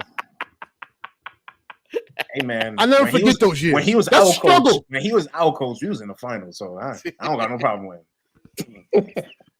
Struggle. I mean, you got a point there. You got to the final twice. Well, listen to what Kenyon Martin said about Byron Scott. Then you'll understand. No, Kenyon. Whoo. Oof. He don't like that nigga. Oh no. Oh, I'm sorry. We can't curse her. I don't know if we can curse. My bad. But yeah, he don't like Kenyon. It's okay. Oh no. But yeah, so moving on. I'm sorry, I was in the Matrix for a little bit, but moving on to the next segment. The women's, man. So they played the women's Japan team. Mm-hmm. Mm-hmm. Who had 5'2" guard shooting it up. Stewie was cooking. Was cooking. Notice the trend? Yeah, I mean, Japan was shooting a lot of threes, and rightfully so, because they lack height, clearly. They were like sort of in it, but they were like still behind by 20. Yeah, like they want to. They want to. That was when the game started. They kept it close. What happened? Is that kind of competitive 20-point loss? Like, hey yo, they were celebrating being down 10.5. And I'm like, you know what? I ain't mad. I remember they I forgot her name. You could. I'm not gonna butcher, so I don't want to say it. I forget her name, but I think she had got a steal off of Asia. I think it was, or Sabrina. Yep. And she was celebrating. I was like, "Girl, you see the score?" No, this is their championship right here. And now like that happened when she tried to steal from Asia. I think she got another steal from freaking Griner, and she it was Griner. Yes. Yeah. But the most egregious, disgusting thing that happened in that game, yo. That entourage, you had to do that, girl. Yeah, that was despicable. She was doing basically the Jordan with the Muggsy Bogues look, but like she's smiling, laughing like y'all not dead ass. Like y'all dead ass right now. So listen, I don't see anybody competing against just giving a challenge to the women. Unless probably China. I'm about to say that China team because they have that big, I think she's taller than everyone else there.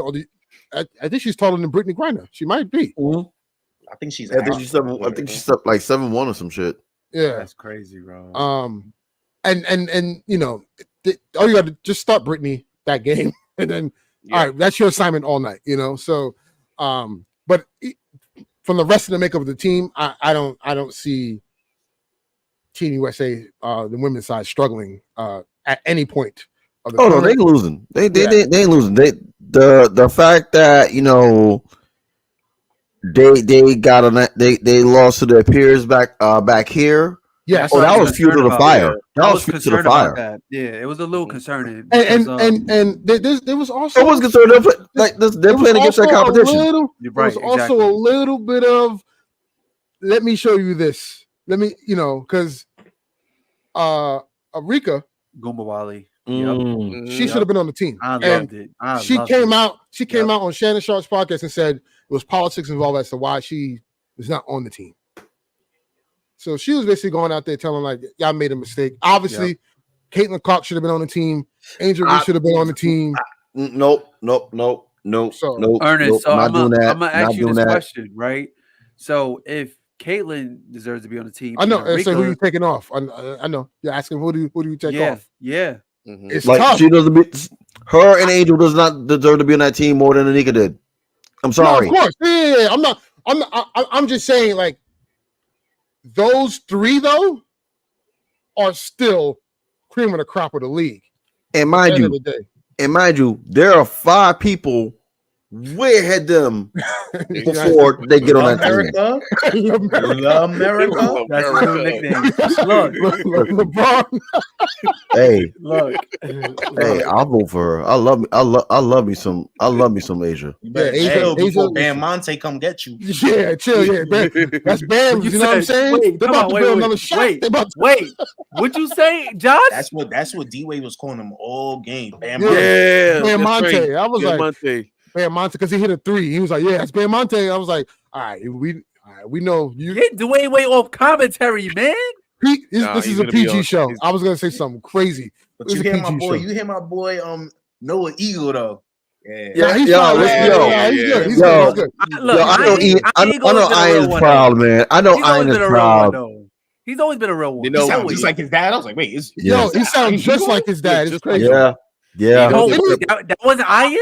No, Iron. Yeah, that's Noah. That's his son. Noah, that's his son. Wow, that's crazy. Yeah. What they have to do, because it's only right, they gotta have both of them call a game together. Yeah, that's they're gonna do it for the Nets. The Nets just hired him. Oh, they did? Good.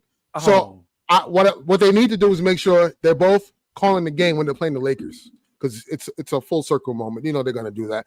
NBA love stories, guys. Oh my God! NBA love stories, guys. That's all I'm saying. That's all I'm saying. Oh my God! That's all I'm saying. It's gonna happen. It's gonna happen. 2025 it's gonna happen. NBC. You know what? The only way I will let that rock is if Mark Jackson's with them when they play in LA. That's the only way I'll let that rock.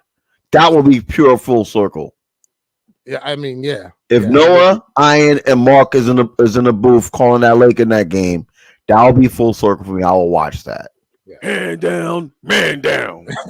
Yeah. But yeah, all in all, man, the women's team, they're gonna just walk through this tournament to gold for sure. Mm-hmm. I don't think they have they don't have a challenge in front of them. Wait, y'all didn't answer my question. Who y'all taking off the team? Nobody. Yeah, nobody. I just no one right now. I mean, nobody. You can question Collier, but I wouldn't even do that because she's legit too. No. You know what I'm saying? No. Like, it's just you won't take nobody off. Unfortunately. You know what? I'm gonna say it. Take Plum off the team. Who? Kelsey. Kelsey Plum. Take over the team, bro. Nah, I'm not mad at. Honestly, for Arika, man. For Arika, I would. I'm not gonna lie. For Arika,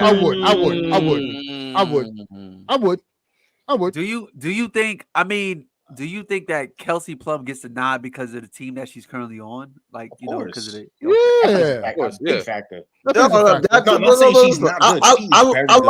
like her game on defense. Yeah, that's like when the Boston Celtics, like the All Four, made the All-Star team, and they all started getting booed when they checked in. or remember the whole starting five of the Hawks made the All-Star team. That was nasty. No, the whole starting five won a Play of the Week.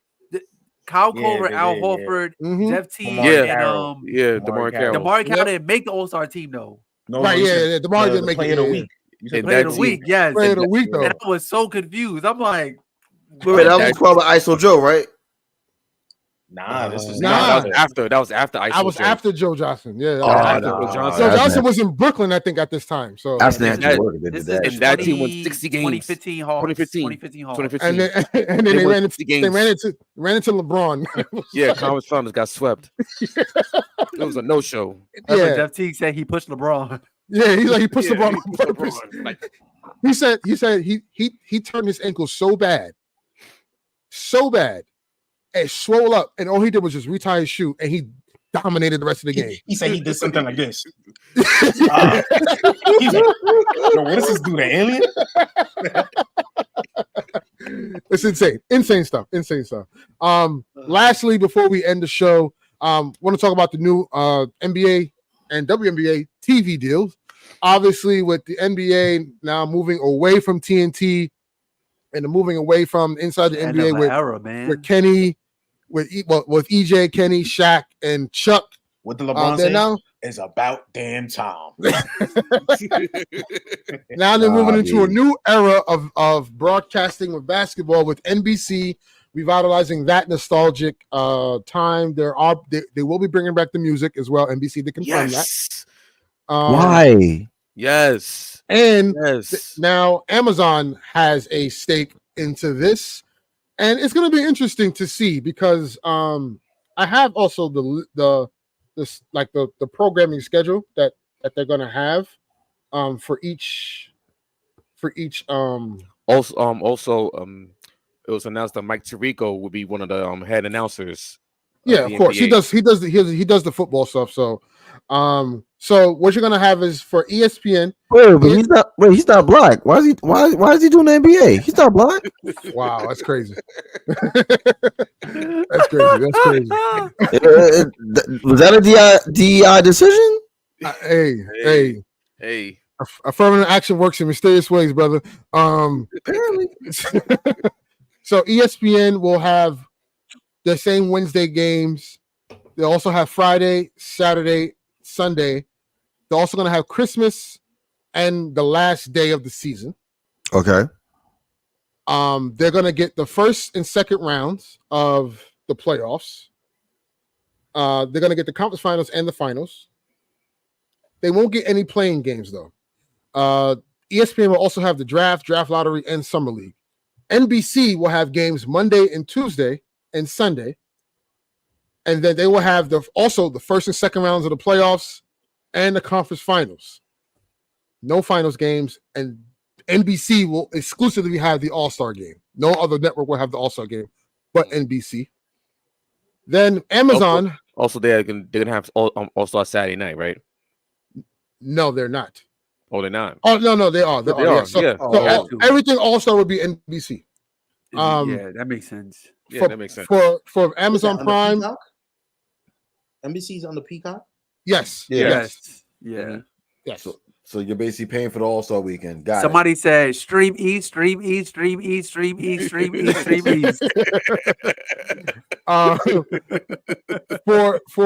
Amazon, Amazon will have Thursday, Friday, and Saturday games. They will exclusively host all the playing games, Amazon only. They will also get a third of the first round and second round games, while NBC will get 28 games and ESPN will get 18 games. Conference finals, NBC will get 10 of 11 of the years, which is, I don't know how they're doing that. NBC is getting 6 of the 11 years, and as well as Prime. So however they divvy that up, it'll be 6 years out the 11 that these two entities will have the conference finals. Alternate years, probably alternate years. Yeah, they're probably alternate years. What about the NBA or alternate conferences? Like Prime will have the West Coast, and NBA, like you know how TNT will have the West, and the ESPN will have the East. They'll probably do something like that. For in-season tournament, that'll be exclusively on Prime only, and also Prime will also have summer league broadcasting. So, I mean, it's an 11-year plan. ESPN obviously will have more, will hold more of the coverage. They've been a long time partner, and I just wish the NBA kind of. My issue with ESPN and the coverage of it, it's very clickbait-ish. ESPN doesn't. They don't break. Well, no, they do break down the game. Certain individuals, but they don't give those certain individuals. Shout out to Legler.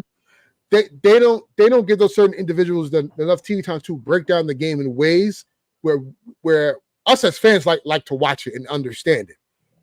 Like they got football players talking about basketball. Like what are we doing? They got to cut that out. There's not one NBA player that you see that's on broadcasting that talks about the NFL. Football. Yep, that is true. Because they won't allow it. So why we allow it? Like exactly. Crazy, like so, it's just like for instance, Chris Canty comes out and says that Luka has the same work ethic as Kevin Durant. It's not, and I'm like, what are you talking about, bro? He doesn't have the worth of Dirk. I'm like, do you know Kevin Durant is the better player? Like, what are you talking about? You know, it's just so. Sean McCoy said Luka isn't an all-star. Yeah. Oh boy. Also, Emmanuel Acho came out and said that LeBron, you know, is not a top player anymore. Kevin Durant's not a top player anymore. The fact that Team USA is leaning on these guys to win the gold says a lot. And then Rob Parker piggybacks off that and says the same thing on his show. It's like, hold on. But then you see what LeBron and KD are doing, and it's like, oh, against the best player in the world. Yeah, I'm not even gonna front. I was really disappointed in Rob Parker signing on to that take. I'm like, come on, man, you're better than that, Rob. You're better than that. There's a rooted hate for LeBron James with him. So whatever. Yeah, he's been doing this for 20 years, so ain't nothing new. Yeah, it's just I wish ESPN, because like we see topics on First Take about can Stephen A score a bucket on LeBron James? Like what? Like come on, man. Like break down the game. Talk about. Y'all still watch First Take on purpose? No, I know I don't. I'm just saying this is what I see. Sometimes it's like background noise if they nothing else on TV. Yeah, it's either background noise. Honestly, bro, I catch the stuff on Twitter sometimes, and then like if I catch a segment on Twitter, then because I know people like to aggregate stuff online. I'll go back and let me watch the whole segment to see what they're actually talking about, and then I realize how stupid the segment really was. So. It's just I just wish the NBA would move away from that type of coverage, because I think it's doing a disservice for their brand. But that's what sells it. Like, that's what sells it, though. I know. That's what sells it's like basically you're damaging their own product. But the NFL, at the end of the day, too. But the NFL sells ridiculously, and every single commentator is breaking down the game. Yeah. Like they never disrespect the plays of the game. Never trash. None of that. Never. You got Charles Barkley talking about these guys are trash. And then he says hockey is better than basketball. Like what? We can't even watch a basketball game. Also, I think that that the executives see that, the TV executives and the league sees that, and it's like okay, and they take the narratives, and they take the narratives, and also like with this TV deal that they just signed off of, I think they're trying to get away from that clickbaitish, that type of coverage. It's never going away because ESPN holds most of the cards in this whole TV deal, so it's never going away. Yeah, it's not going away, but they want to cut that down because what the league and executives want is like stop devaluing our product. You know? Oh yeah, but again, the NBA has to do a better job of ensuring that we're partners here, but I get it. ESPN is its own entity, and the people that they pay to be the face of the brand, that's what they built their career off of. You know what I'm saying? Like guys like Stephen A. Yeah. As remarkable and as intelligent as Stephen A. Smith is, he knows what he's doing by saying the things that he says. Yeah. He knows what he's doing. He's a businessman. Yeah, he knows what he's doing. So it's just like, like we need $25 million per year. We 25 million. He's getting paid more than some bona fide players, and he's calling them trash. And there is no other sport. No other sport disrespects. A bona fide scrub. He can't play. No disrespect. And no other sport disrespects the current talent than the actual than basketball. Think about this. That's why I had a problem with TNT, because they did that. Right. Yeah. Right. They did that a lot. Think about this. Do you ever hear Tom Brady, any commentator, Romo or Steve Young, or any of these guys talk because Brady was winning so many championships that it threatened the ghost of Joe Montana? No one like was like, oh, this is not good, or criticized Brady to an extent where like the consensus was, no matter what Brady did, he was not better than Joe Montana. They gave Brady praise. Now, obviously, basketball is a little bit different. I understand the Jordan conversation. I get that. But the way LeBron is talked about and the things that he does is totally diminished. Like, no matter what he does, he cannot hold a candle. He cannot hold, right, and vice versa because too. They don't want him to pass Jordan. That's the reason. Vice versa. If they hold LeBron to all this and it's like, oh, but Jordan, and it's like, oh my god. You know what it is? It's like yo, we like the NFL. They appreciate their stars and their legends for what they've done in their time, and they move on. And the NBA, we tear them down. You can't do that. You cannot. No, they literally. If you did not know this, shout out to Gilbert Arenas because he did mention this. And I had to look this up. Did you know the reason why they didn't give LeBron his fourth MVP or fifth MVP, whatever it was, his fourth league MVP, the same way they didn't give Jokic 3 straight league MVPs? Because you know who they wanted to protect? Jordan and Bird.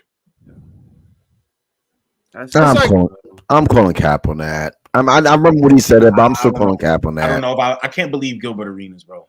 He's but I gotta take anything he says with a grain of salt. But look at the years that they got snubbed for MVP, and you're like, hold on, they should have won MVP though. But Derrick Rose won. It's like, okay, I get why Derrick Rose won. No, I get why Derrick Rose won as well. But LeBron had better numbers across the board. Had a better team.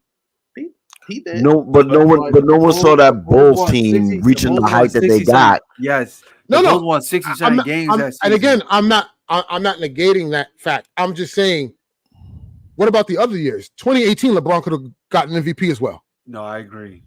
2018 is that was LeBron's. 2018, that was Harden. That was Harden, yeah. Yeah, but Harden averaged damn near triple double, like damn near. All right, so what you're bringing up right now? Before Jokic should have won over Embiid. Yes. Embiid cried to the media to get that. Right. And then what they do? They turn around and give it right back to Jokic the following year. Yes, I mean because Larry Bird is the only. Larry Bird was the only. But go ahead. I think Embiid was on pace to getting it because he was having a spectacular season scoring wise. He was averaging 35 before he went down. The last player I can remember that averaged 35, or in that realm was Harden and Kobe. And Kobe didn't win it. That was 2006 Kobe. And the thing, and you know what's crazy about the thing with Kobe? Yeah, I know. Because here's the issue. When Kobe was sacrificing with Shaq, it was, you can't win without him. So what you do with Shaq is diminish. The minute he does it without Shaq, he's labeled a selfish player. So now he can't win MVP because he's taking all the shots. And plus, also the low seed. And then that, and also he was going through that situation. You know what I mean? No, I get it, but I'm just saying, like, the NBA picks and chooses what they want to do. Because it's wishy-washy. Because that's all I'm saying. Like, I'm just regard until I'm just bringing up examples. I'm not refuting anything that I'm just saying it's inconsistent. That's all I'm saying. It's just inconsistent. I'm gonna give you an example. There was one year, I believe, I forget who it was. I think it was Chandler or Gasol. Oh, one of them won the year. Yep. So he was on the second team. So think about this. LeBron had the most votes. LeBron had the most votes for defensive player of the year that year. Did not get it. They gave it to Marc Gasol, bro. Yeah, I get it. They very inconsistent because they change a lot of stuff. Just like most improved now, they give it to top 5 picks. It's like that never was. Yeah, like how would you give? Shout out to my man Grads, because Grads mentioned this. Most improved players. Most improved should be like a guy that came out of nowhere. Like Siakam. Siakam was the last one to get it. And it was like he was the 27th pick. I get it. Think about this. Jalen Johnson averaged 9 points the year before. Last year he averaged 19. Most improved. But you didn't even hear of him. Can you give another example for me? Cam Boucher, Thomas. Yeah, there's another one. There's another one. Cam Thomas. Like the year they gave it to Ja. I'm like, well, Ja was expected to take the lead. What are you doing? He was the second pick of the draft. It was Bane that was second, right? Yeah. Desmond Bane was second. But like you gave it to Ja. Ja was already rookie of the year. Like, come on, what we that made no sense. And then the next year, the most improved. Like, what? He's supposed to do. He's supposed to take that leap. Like, what are we doing? You know? So it's dumb, man. I'm just saying, like, Ja's rookie year, what was that? Like 19 and change. Yeah. And he got the most improved having what 24. I'm just saying, like, it doesn't. No, but I get your point. Like, yeah. I mean, at this rate, they might mess around and give Wemby most improved. Just like they beat me to it. You beat me to it. Ingram, they probably are going to do it. Ingram won it. He was a second pick. That's what I'm saying. Randall was a lottery pick. Markkanen was a 7th pick. I'm like, what these guys are supposed to take a leap. They're supposed to improve. You know what I'm saying? Like, and like you said, Cam Thomas. Hell, you can even stretch and say Austin Reeves could have been consideration for that. Oh God. Okay. And then you see, I didn't want to mention it, but you know, but Maxey deserved it last year. I get it with Maxey because he wasn't even like a lottery. Yeah, he had 50-point games. Yeah. Maxey, yeah. But perfect example. What school did Maxey go to? Kentucky. Kentucky. All right. You know how many people don't know that simple piece of information? Yeah. Of course. Yeah. But I'm just saying the NBA. the media that votes on these things, the NBA has to do a better job. It's the Ringer. I think it's the Ringer. It's the Ringer. Well, no, it's the Ringer. It's ESPN. It's all the clickbait outlets. The Ringer, freaking Barstool. It's all of them. It's all of them. When you really think about it too. One more thing before we just like Rookie of the Year. When I heard they argument for Rookie of the Year, was it 2 years ago? When they was arguing between Cade, Mobley, and Scotty Barnes, they was like, well, we have to give it to Scotty Barnes because he's on a winning team. I was like, that matters for Rookie of the Year now? Exactly. If that mattered, then why didn't Melo win over Braun? Facts. Facts. Because Melo got to the playoffs that year. We spoke about this on the last episode. Yes. Melo's Rookie of the Year is sitting in LeBron's house. It is what it is. It's crazy. Did cool that year, but it is. I mean, we going with real hypotheticals. Just like if Joe Dumars didn't listen to the owner and did what he wanted to do and draft Melo to Detroit, would we be talking about LeBron the same way right now, or would we talk about Melo? If you really want to keep it there, you will be talking about Brown. You will be. No. Ain't no debate. We'll be talking about LeBron. We'll still be talking about LeBron. We'll be talking about Brown. But both of them in the same wavelength. Like Melo could have been. Melo really could have like. I think this is a separate conversation for Melo. I don't think the two are mutually exclusive. I think if Melo goes to Detroit, he's a totally different player than what he is. Amani, yo, you see right there, that picture right there, Melo would have been in regards to KD. If he was in Detroit, I'm telling you right, like that would have been like, yo. And look, that Pistons he went on to win the championship. He was legit. You know how we call KD like the greatest scorer we've ever seen? Melo would have had that title in Detroit because all he had to do was score. That's all he had to do was score the ball. You know what I'm saying? The Pistons will still been in contention. Yeah, I don't. Didn't the Pistons give Rasheed Wallace that season, like in the middle of that season? So no. That year that they drafted Darko. They had him already. They had him. They had all of them already. Rasheed was already on that team. Yeah. It was Wait, Sean C. Rip No, Hamilton. I'm asking. Wait, so you talking about the 03 draft, right? Yes. Going into the 04 season, right? And they was traded for Rasheed Rasheed already on that team? No. Okay, that's what I'm saying. But I think they still would have traded for exactly. Rasheed. They got him at the right. They got him at the they got him from the Hawks at the deadline. Yeah, right. Yeah, I remember because he only played like one game for the Hawks. Yeah, you did. Yeah. But still, I think Melo's career, LeBron would have still been LeBron regardless. What Melo would have done would have had no effect on LeBron as a player and how we review him. I think Melo, though, his career trajectory would have changed if he would have started. If he would have started in Detroit first, then Denver, for sure. Listen, I've always called Melo freaking. Melo reminds me of Dominique, just with no flight. He can get a bucket anytime he wanted, anytime, any place, anywhere. I think Melo's a better scorer than Dominique, though. He's a better shooter, hands down. He's a better shooter. That is true. That is true. Mm-hmm. That is true. But Dominique will drop 40 on you. No, for sure. And just make a 10-footer. For sure. I just think, man, like I said, getting back to the point, I just think the NBA has to look at what the NFL does, and the reason why the NFL has been so successful is because of how they present the game and how they talk about the game. You rarely hear any drama. I mean, you hear drama in the NFL, but when they talk about protecting the shield, that's one thing for damn sure. They do that, and I think the NBA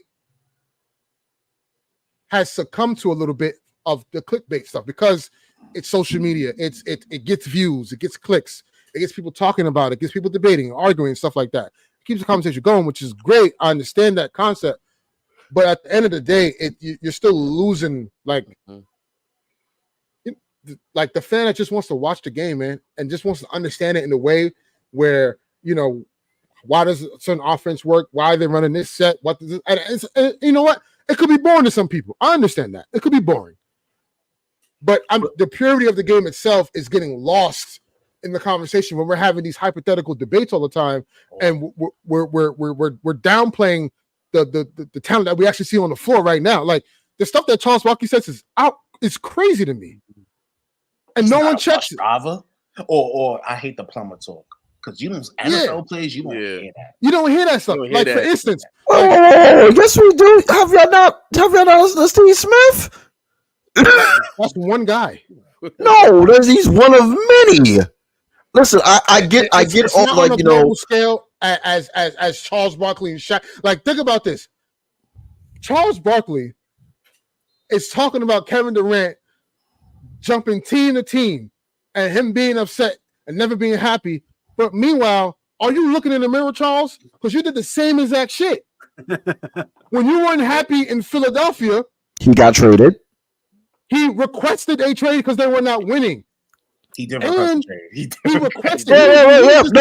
No, because they wanted to go to a different direction. But go on. He wanted out. I give me Phoenix. Got to Phoenix. Was like, oh, because we had to team up to beat Jordan, just like everybody else was trying to team up to beat a certain individual. Oh, by the name of LeBron James. So they do that. It doesn't work in Phoenix. He gets upset. Oh, I want out because he axed out in Phoenix too. And don't forget those big playoff meltdowns in Phoenix. Yeah. He just forgets about. No one talks about that. No. Then gets up. He lost twice. He lost twice to the freaking to the then that year champions Houston Rockets, back to back. They were up 3-1 in '95. Thank you. I was about to say it sounds a lot like KD's story. And at home, doesn't it? Very true. Josh, thank you for pointing that out because that's what I was getting at. It was like, hold on, how are you calling this man out? But meanwhile, you're being hypocritical, bro. Because and then when you got to Phoenix and they were playing, you guys were playing well, and you went up against those guys and you realized you weren't good enough, you wanted out, and the team that you lost to Houston, you wanted to go and join. And that's exactly what you did. Free agent. I get it. I'm just saying. I get it. Regardless of how it looked, regardless of how a free agent too. That's a fact. So all I'm saying is, it's just like you don't hear the. But we're comparing the second round. But we're comparing the second round ousting to a Western Conference Finals ousting, and then you joined us and knocked them out. You say tomato. You say tomato. I say tomato. It's the same. Big difference. And this is his 1, 2, 3. It's his fourth team. And how many teams did Charles play for? 3. And it was almost 4.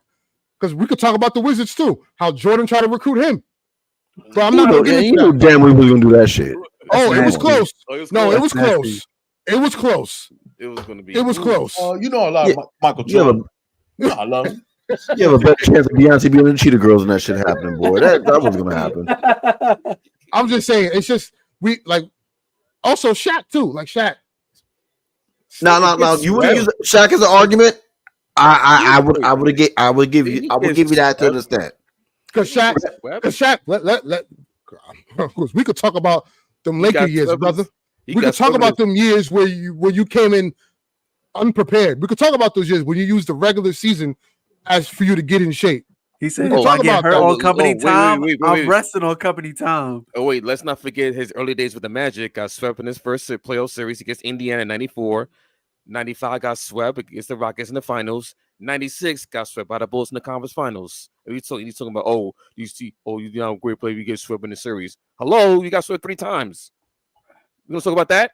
Like it's just like, dude, like we got to chill with all this. Like these guys be acting like they just projecting. I think it is part projection, but also there's some validity to it. And I will say this: the fan doesn't understand that. Though is what I'm saying. The regular casual fan is not seeing that. They're just taking what they say at face value because these guys are Hall of Famers and saying, "Oh, that's what it is. We're going to run with that narrative because they said so." Well, you look at a generation of NBA fans that are entitled. They don't understand how they have the so-called right to speak their views because they're used to just seeing anyone win any given day.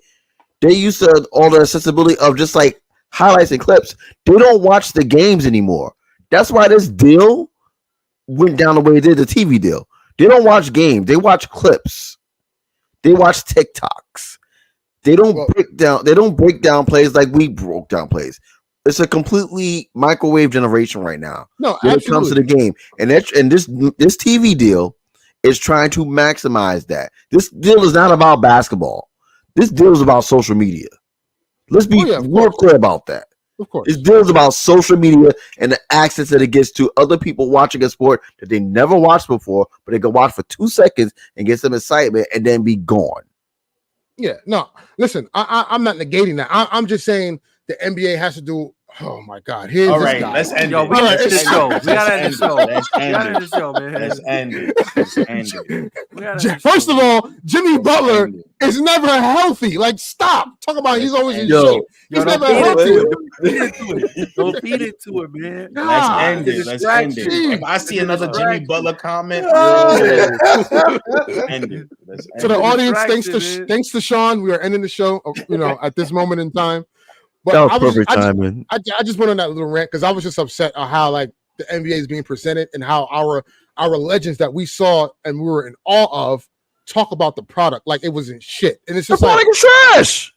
No, now I'm talking about as far as the players, like the way they talk about the players shouldn't be the way like because they wouldn't take that crap if it was reversed on them. They wouldn't. I would be in the minority and to act like these players are all sensitive. No, because if Bill Russell was talking about Shaq like that, he would feel hurt. He'll feel hurt. He would be crying. I don't care what Shaq would say. Oh, I would just suck it up and play better. No, you would be hurt. Stop. Remember whatever happened with David Robinson that he I was gonna bring that up. He said that never happened. He said that never happened. He said that never happened. We can go with basketball fables and legends, like the one time when Dwight Howard said, "No, I don't want to learn from Shaq. I don't want to learn from Bill Walton. I don't want to learn from Kareem. I don't want to learn from Hakeem to make my game better." We can talk about that, but I'm a chill. But that's why he's not in the A right now. Well, there are some guys who obviously, fall short of that, right? Of that respect. I'm just saying, for the consensus and the generalization of it, most of the time they're bashing most of these players, no matter who they are. Doesn't matter. LeBron been getting bashed since he was 19. KD been getting bashed since he joined Golden State. People still haven't let it go. Yes, he joined Golden State. Okay, we get it. Let it go. Even players of that stature. Think about this, and this is the last thing. JaVale McGee, bro. Why was that man made a clown? Yes, it was funny, bro, but even to the extent where it affected his contract negotiations. Like, that's crazy, bro. That's what Greg was talking about. You don't see that with NFL at all. You don't see that at all, bro. Not with NFL. Look, I'm a Jets fan. Zach Wilson is horrible. But you never saw NFL players go up there and say, "Oh man, Shaq and the fool this guy." No, they was like, "No, I see the qualities in him. He just gotta go fix it." Unless you're Rodney Harrison.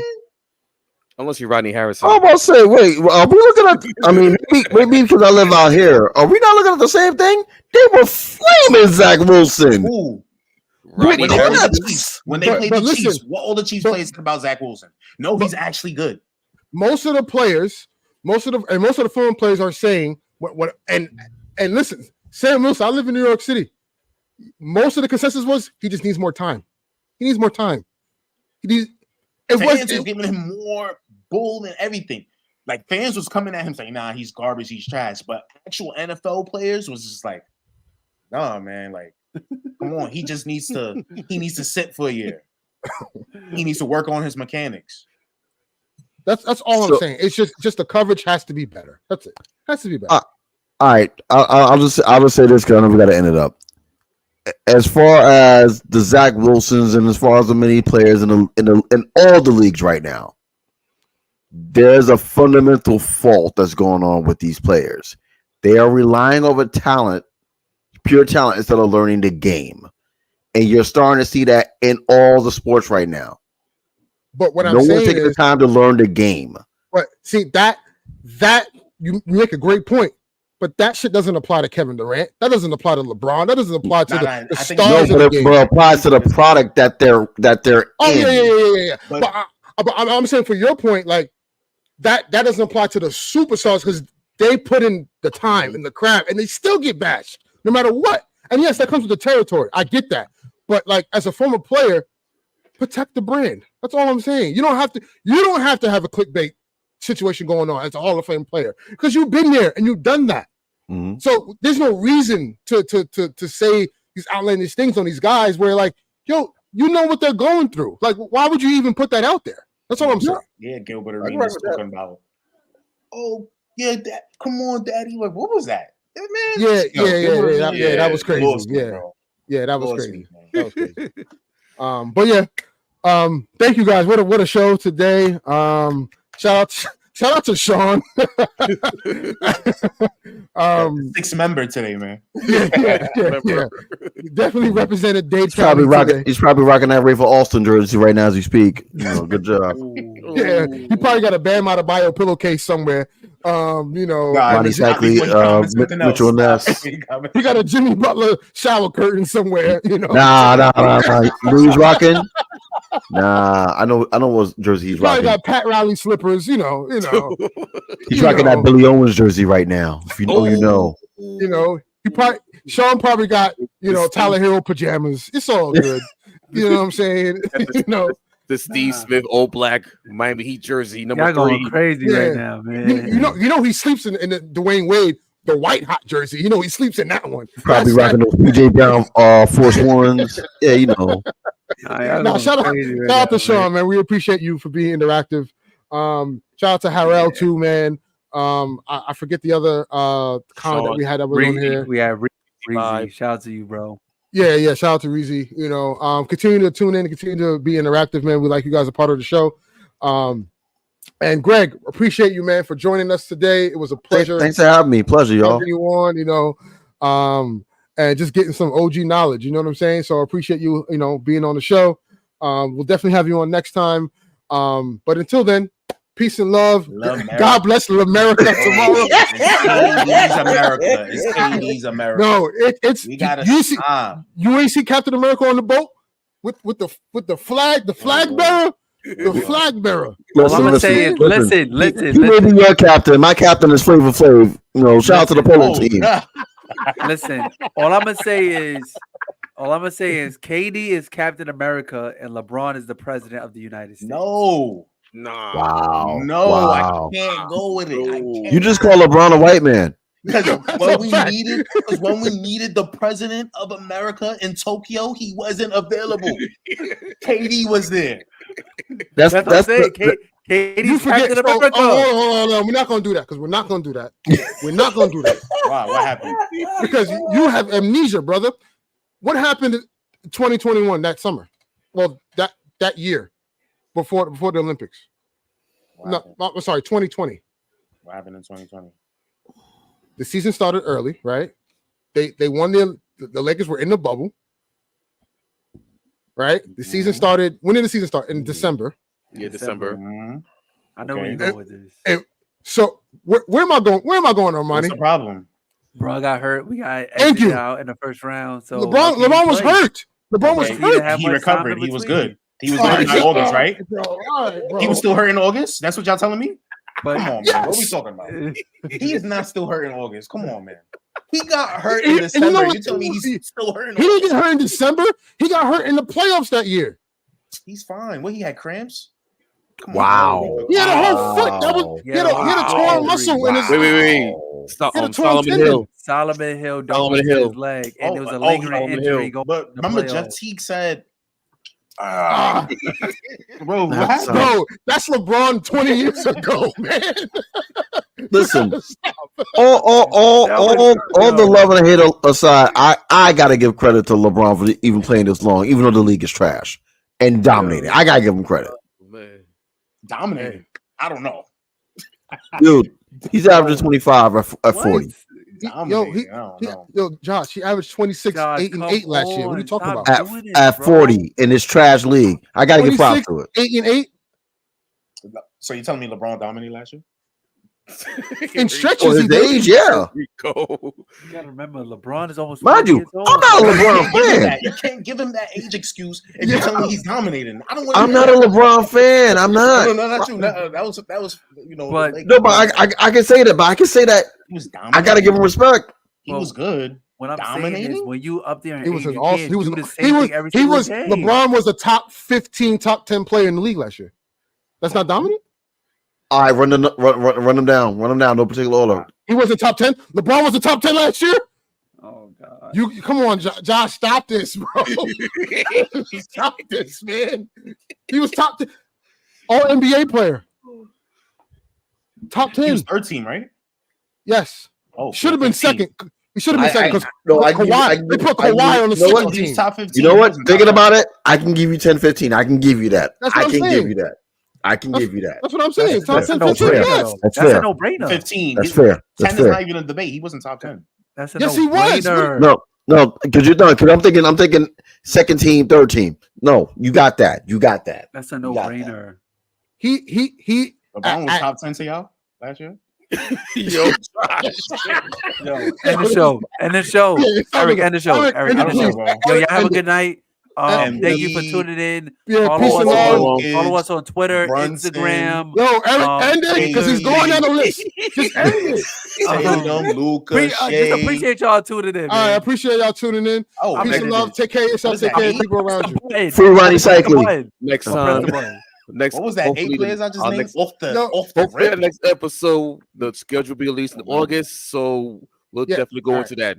Okay. Yeah, for sure. End it. Yes. Because Josh Good night, is pissing y'all. me off. Josh is pissing me off, man. LeBron is almost top 10 last year. Listen, Bro. I love LeBron, but Eric, I don't think cut he was it. top 10 last year. Cut his mic. Ooh. See y'all. Mike's cut off. Yo. Yo,